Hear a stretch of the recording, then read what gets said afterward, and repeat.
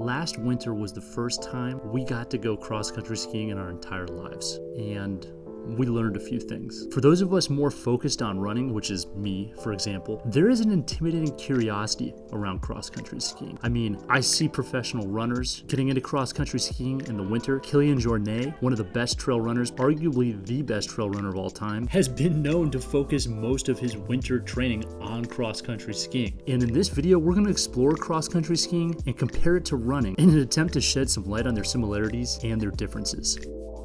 Cross-country skiing is the act of propelling oneself forward over snow-covered terrain using repetitive arm and leg movements, which is a good exercise, via the aid of ski poles and skis. And this form of skiing does not rely on gravity for movement. That's a big one. It does not rely on gravity.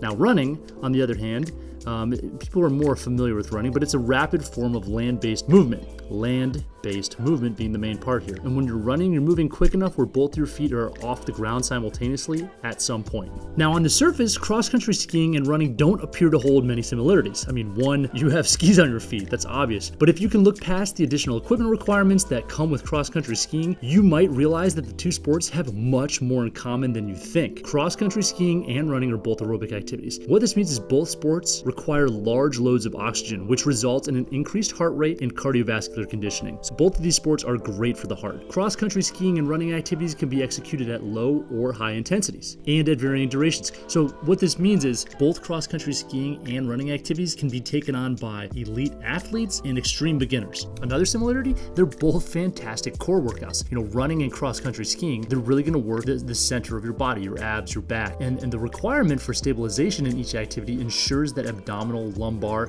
oblique, and glute muscles are all engaged and firing. And those are really the main similarities. No matter how many similarities there are between running and cross-country skiing, they're clearly unique. And we're just going to outline some of the major differences so you know what you're getting into, whether you're going to start cross-country skiing or running. Equipment has to be the most obvious difference separating cross-country skiing and running. I mean, one simple glance at a cross-country skier would make this blatantly clear. While running requires only running shoes to get moving, cross-country skiing has 5 essential pieces of equipment that are needed. I won't go in depth on the 5 major pieces of equipment needed for cross-country skiing, but we did reference that in the article we wrote, and I'll link to that in the description below. The next difference between running and cross-country skiing is that you're going to use your upper body way more than running. There's tons of arm movements, tons of upper body strength is needed, and ski poles are used for a reason, because you're going to be propelling yourself forward with your upper body. There are slight inclines when you're cross-country skiing, and you're going to be feverishly using your ski poles. Don't get me wrong, you don't need to be a bodybuilder to be a successful cross-country skier, but you do, however, need to be ready to have your entire body engaged in the activity. The third difference from running, and I kind of just referenced this,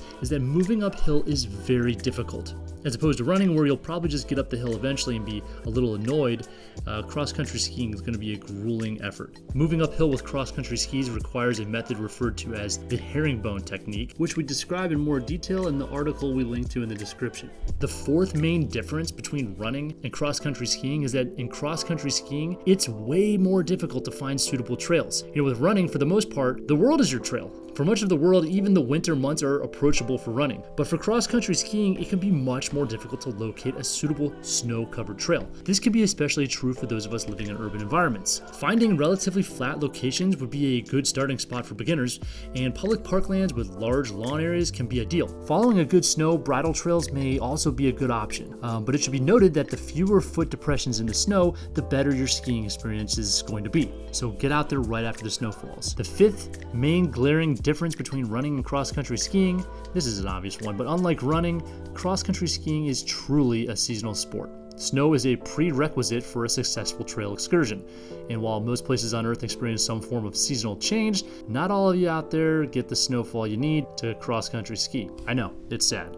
But regardless of your chosen activity, whether you like skiing or whether you like running, it is proven that cross-training is beneficial, right? That is what has been proven, and reducing the long-term focused stress of one type of repetitive movement will help any athlete. Changing up what you do is good for your body. Hopefully this video was helpful as you got some similarities and differences on cross-country skiing and running. If you like videos on the outdoors and really just trying to feel more alive, consider subscribing to our channel.